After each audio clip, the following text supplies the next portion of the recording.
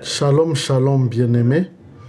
Je vous salue partout où vous êtes, au nom de Jésus-Christ, notre Seigneur et notre Sauveur. Et comme d'habitude, nous allons partager la parole de Dieu ensemble, et implorer la grâce du Seigneur dans nos vies. Et c'est pourquoi, avant de prendre la Bible, nous allons d'abord prier afin que nous soyons illuminés, inspirés par l'Esprit Saint, notre Maître par excellence. Saint-Esprit, ami fidèle, Esprit de Jésus-Christ, nous te sommes infiniment reconnaissants pour ce moment opportun que tu nous donnes encore. Et nous demandons ton assistance dans ces moments où nous allons passer devant toi, Père. Que tu nous conduises par ton Esprit Saint, que tu nous illumines, que tu nous inspires, afin que ce que nous allons dire vienne de toi. Éloigne-nous, Seigneur, le malin, et garde-nous de vouloir plaire aux hommes. Que nous cherchions, Seigneur, à te plaire toi et toi seul, et que nous ne soyons pas conduits par la mouvance humaine.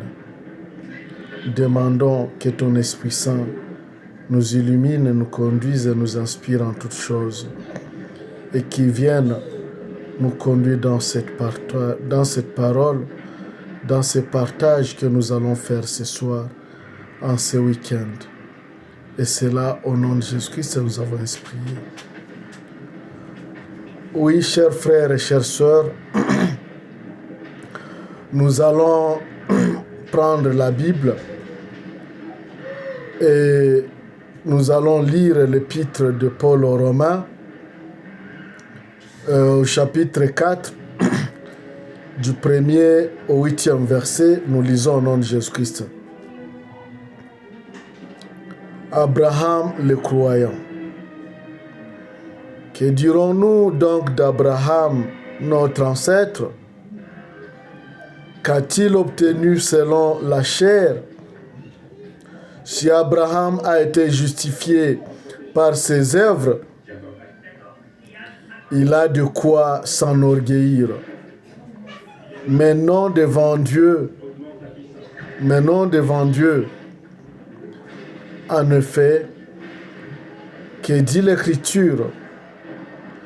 Abraham eut foi en Dieu, et cela lui fut compté comme justice.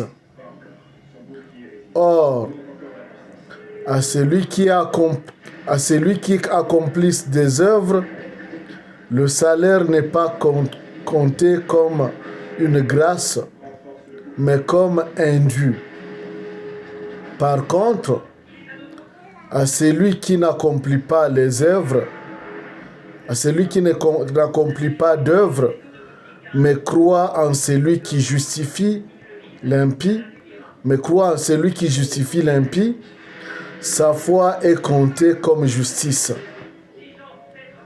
C'est ainsi que David célèbre le bonheur de l'homme au compte duquel Dieu porte la justice indépendamment des œuvres.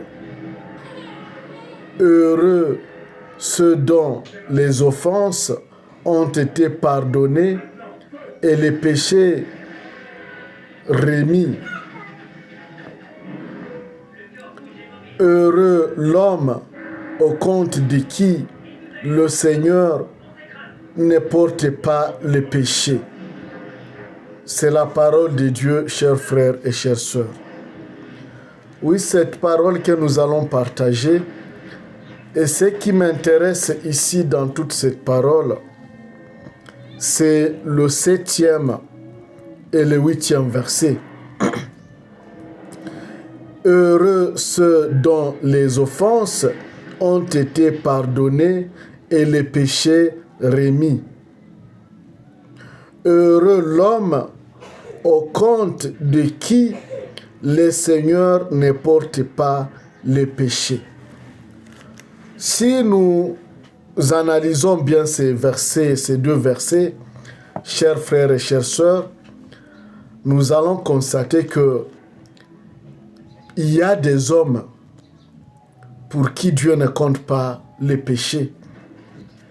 malgré qu'ils soient humains, malgré qu'ils aient un corps pécheur, malgré qu'ils soient encore dans ce monde, mais vous comprenez que pour eux, ils sont déjà au ciel, ils sont déjà comme qui dirait, ils ont déjà une place au ciel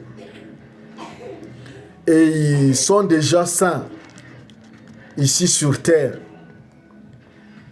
parce qu'ils sont justifiés par Dieu. Et donc, même s'ils vivent parmi les hommes, sous la terre, sous le soleil, or il est impossible de vivre sous le soleil et de porter cette chair humaine, ce corps humain, ce corps pécheur sans péché. Mais vous comprenez que malgré que l'homme soit encore en vie, Dieu quand même, quant à lui, ne compte plus ses péchés. Et d'ores et déjà,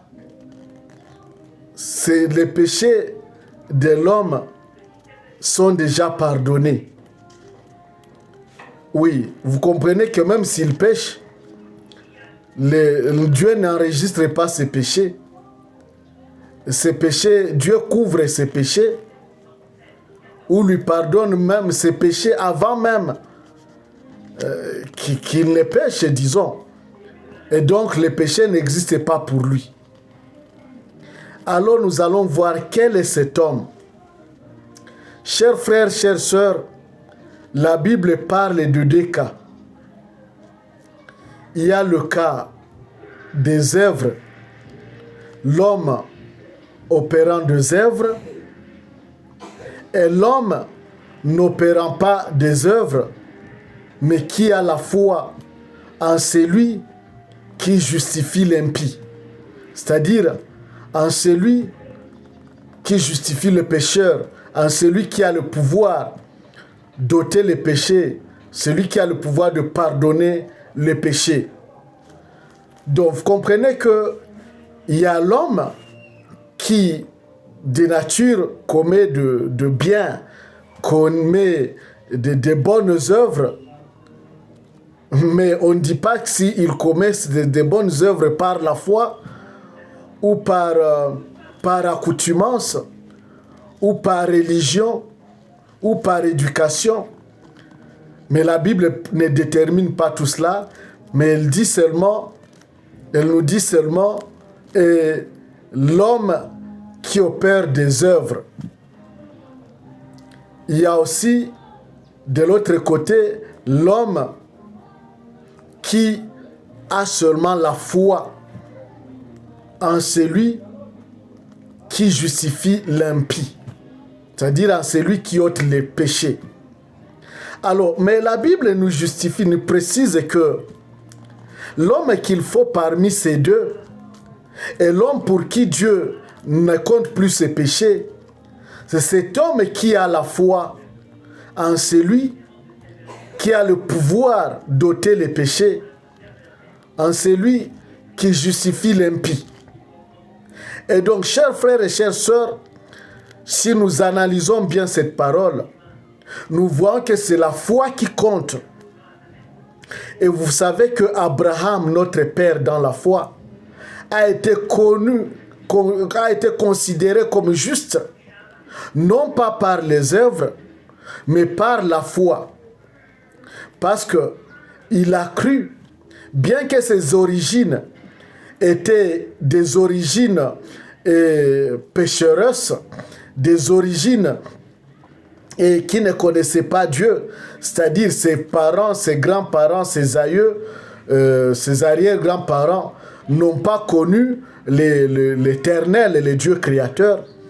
Mais Abraham, lui, a eu la foi, il a eu la grâce d'avoir foi en celui qui a le pouvoir de pardonner l'impie, sans le voir, sans l'avoir entendu et sans l'avoir vu, sans l'avoir connu, il a cru en lui. C'est-à-dire, quand Dieu lui a parlé pour la toute première fois, Abraham a cru en Dieu sans l'avoir connu bien avant. Et donc cette foi en celui qui n'a jamais vu, en celui qui n'a jamais connu, lui a fallu d'être justifié comme père de la foi, comme père de nation. Et cela même a fait que Dieu ne compte plus les péchés d'Abraham. Nous nous rappelons l'erreur, le péché qu'Abraham avait fait lors de la famine qui était en Israël et qu'il a pris refuge en Égypte. Et là, il a donné sa femme au roi Pharaon. Il a menti même que c'est sa sœur. Et le roi Pharaon a passé, c'est-à-dire la femme d'Abraham a passé quelques jours avec Pharaon dans la maison de Pharaon, et en échange de miettes, en échange de la nourriture. Et ça, c'était une erreur grave qu'Abraham avait connue. Et pourtant, cette femme-là, la même Sarah, qui était une femme de la promesse, mais à cause de la faim, Abraham a oublié que c'est Sarah, la femme de la promesse, et que c'est la femme aux yeux de l'Éternel qui devrait donner l'enfant et qui assurerait la progéniture spirituelle, la progéniture chrétienne devant la face de l'Éternel. Oui, et chers frères et chères sœurs, vous allez voir que malgré cela, Dieu n'a pas compté ses péchés et cette erreur pour Abraham. Et cela n'a pas empêché Dieu de continuer avec Abraham et de réaliser ce qu'il a promis à Abraham. Nous prenons comme deuxième erreur que Abraham avait commise, c'est le fait qu'il est parti vers Agar, et pourtant Agar sa servante, et pourtant Dieu lui avait dit que quelle que soit les conditions, il lui donnerait un fils. Il lui donnerait un fils, et que c'est Sarah qui mettrait au monde ses fils, bien qu'elle soit déjà vieille, bien qu'elle soit déjà une femme ménopausée, mais Dieu leur a promis un fils. Et donc, le temps est passé, beaucoup de temps est passé, beaucoup d'années sont passées, et pendant ces années de crise, et Sarah et Abraham, ils ont connu une erreur, disant que c'est Agar qui donnerait peut-être le fils de la promesse. Et Abraham est parti vers Agar et il lui a donné un fils. Il lui a donné un fils. Mais malgré cela, chers frères et chères sœurs, Dieu n'a pas compté cette erreur ni ses péchés pour Abraham, et il est resté fidèle à ses promesses. Donc, vous comprenez que la foi d'Abraham lui a valu justice devant Dieu, malgré ses péchés, malgré les péchés d'Abraham, malgré les erreurs d'Abraham, et cela n'a pas empêché à Dieu d'agir.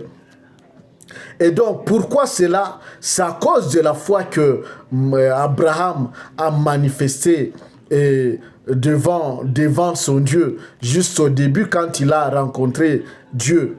Oui, chers frères et chères sœurs, ce qui nous intéresse donc, c'est la foi. La foi, nous allons parler de la foi en Dieu.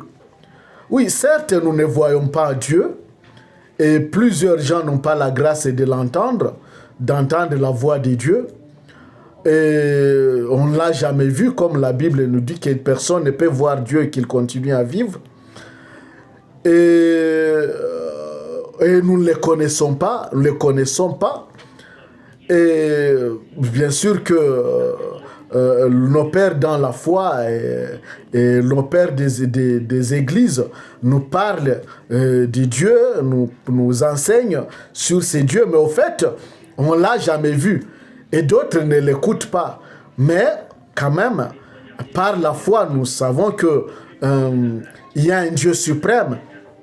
Et vous savez, un jour, je vous ai dit, et c'est écrit dans la Bible, même les hommes de science le savent, que il y a un être suprême, qui a créé. Il suffit de voir l'architecture de la terre, l'architecture du ciel, l'architecture du monde, pour croire qu'il y a un architecte qui aurait fait ça. Donc, il y a un maître suprême qui est au-dessus, qui aurait fait ça. Et ça, notre foi. Mais ce n'est pas cette foi universelle dont nous vous parlons. Ce n'est pas cette foi universelle parce que c'est une foi qu'on reconnaît à tout homme, à toute créature. Mais nous parlons d'une foi particulière, une foi qui sauve, une foi qui justifie, une foi qui nous amène et à connaître Dieu et à marcher avec lui et à opérer de grandes choses avec lui et à vivre sa présence, à vivre ses œuvres dans la marche en tant qu'homme, en tant que vivant encore sur cette terre. Oui, c'est cette foi, chers frères et chères sœurs, cette foi qui n'est pas une foi comme les autres. Et avoir foi en Dieu, c'est reconnaître d'abord que sans Dieu, on n'est rien. On n'est rien. On n'a rien. On ne peut rien.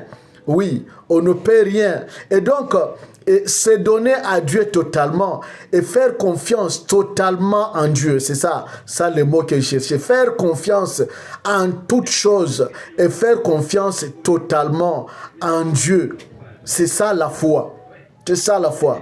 Bien qu'on ne le voit pas, bien qu'on ne l'entend pas, mais faire confiance totalement en lui. Chers frères et chères sœurs, je vais vous donner un exemple.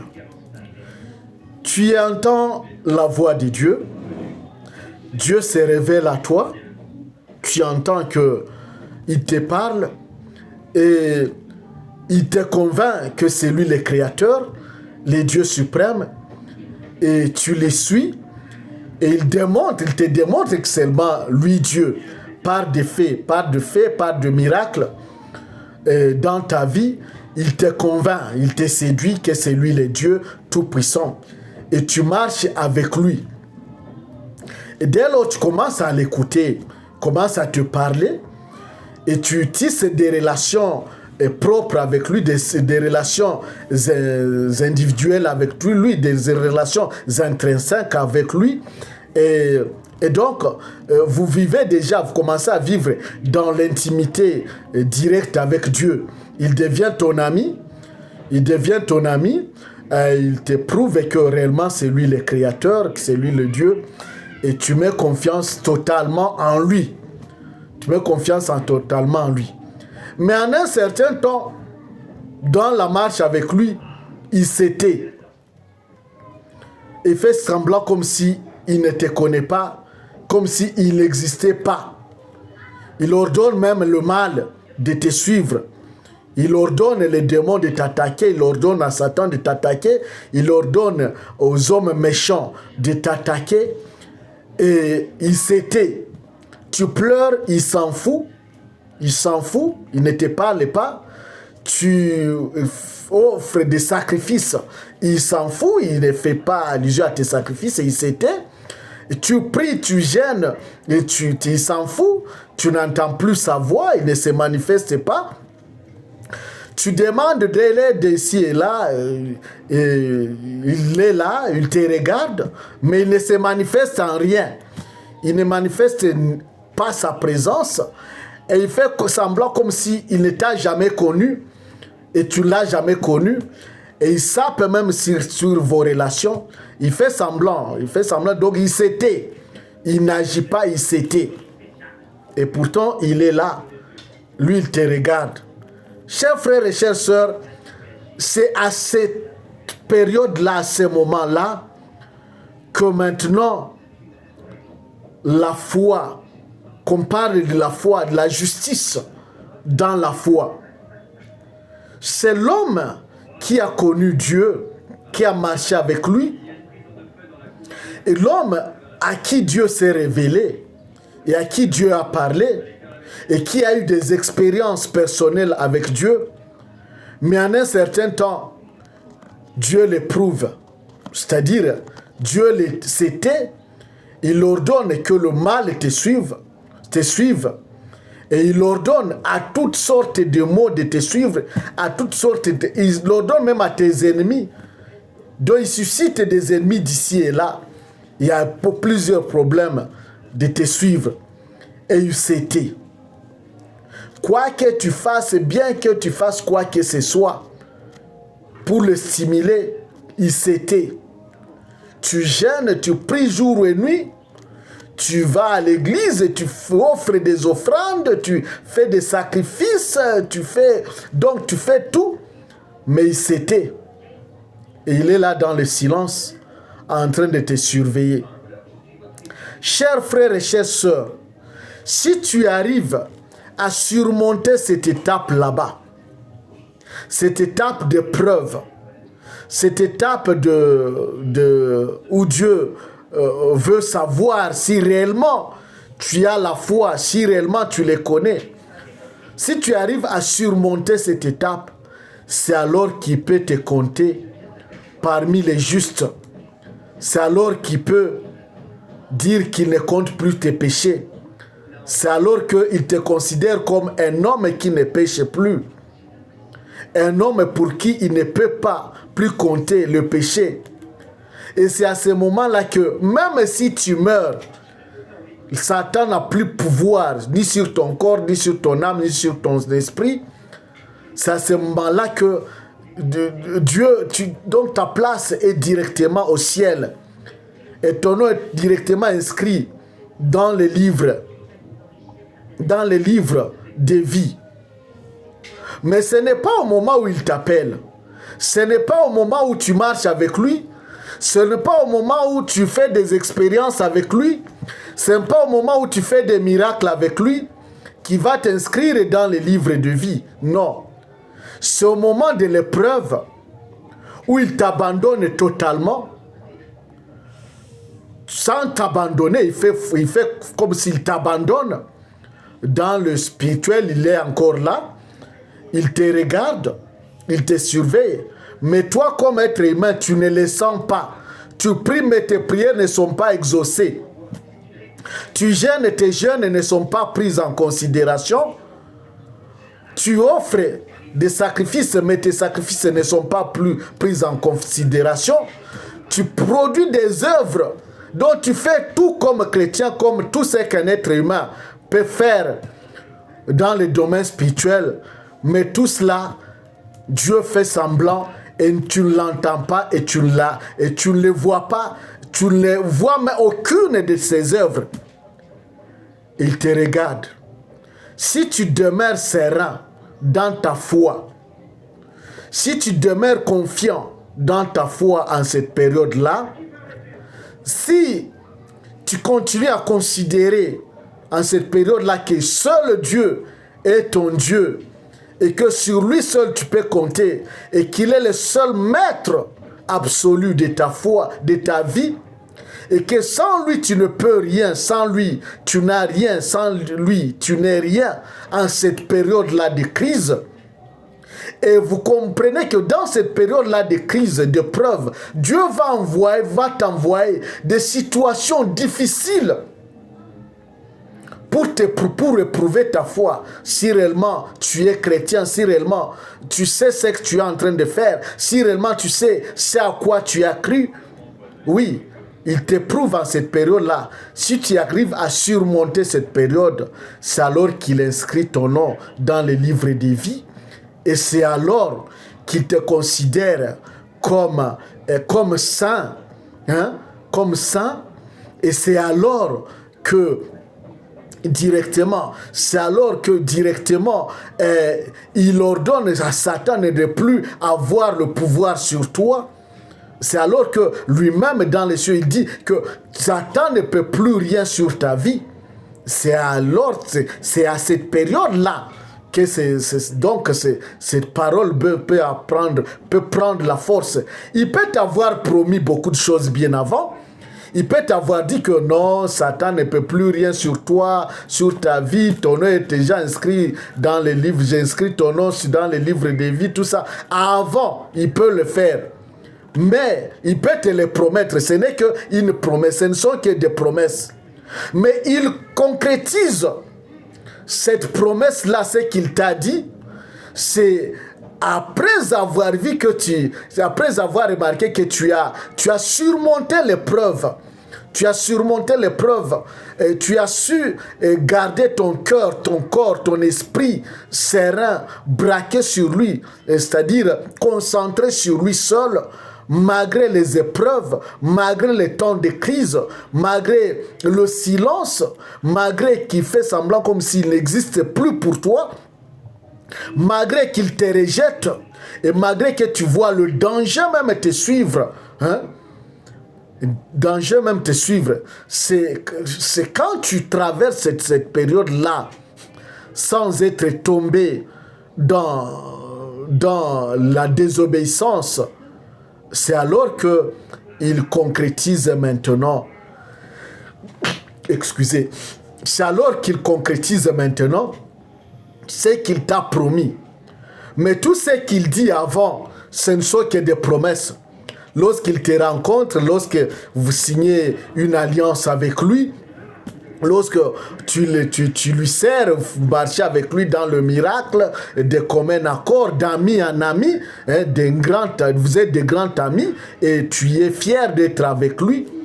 Et il te donne beaucoup de promesses, ce ne sont que des promesses. Mais il ne réalise qu'après l'épreuve.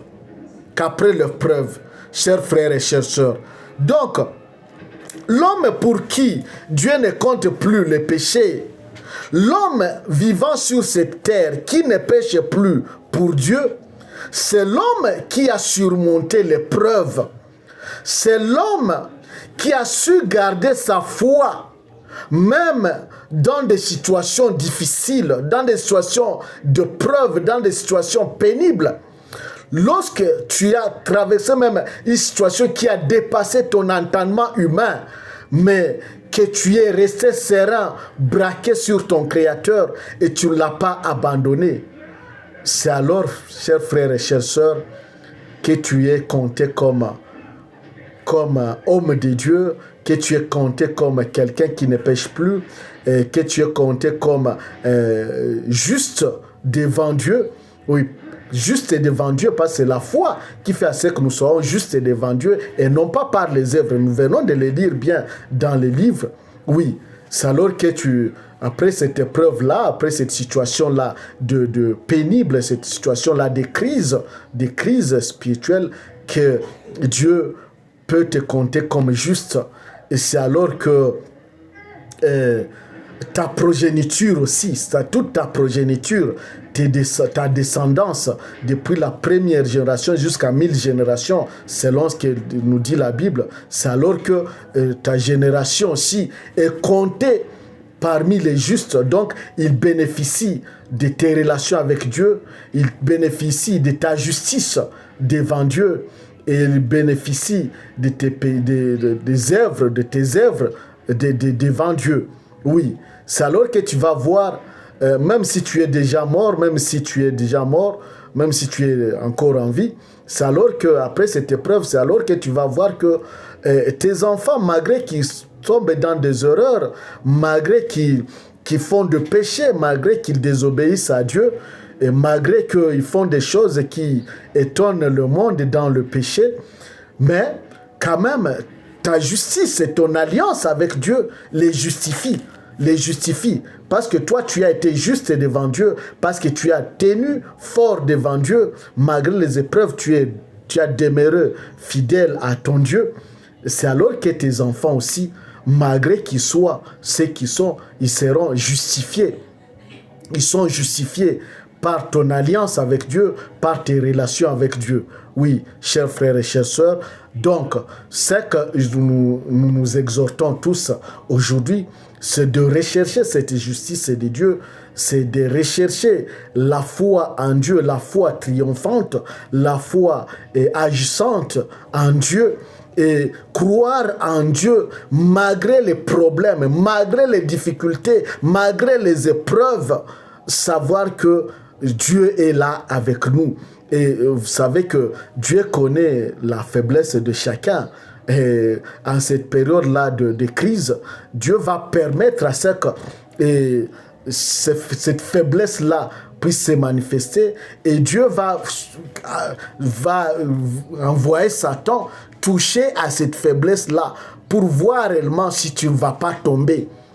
Et si tu arrives à ne pas tomber et à croire en Dieu seul, c'est alors que tu es considéré comme un athlète qui a bien couru et qui a bien gagné le combat. C'est alors que tu es couronné. C'est alors que tu es couronné, chers frères et chères sœurs, par cette justice. C'est alors que Dieu signe dans le livre de vie que tu es saint et que tu ne pêches plus. C'est ça, bien-aimé, ce que je voudrais partager avec vous ce soir. Et que Dieu vous bénisse partout où vous êtes. Au nom de Jésus-Christ. Amen.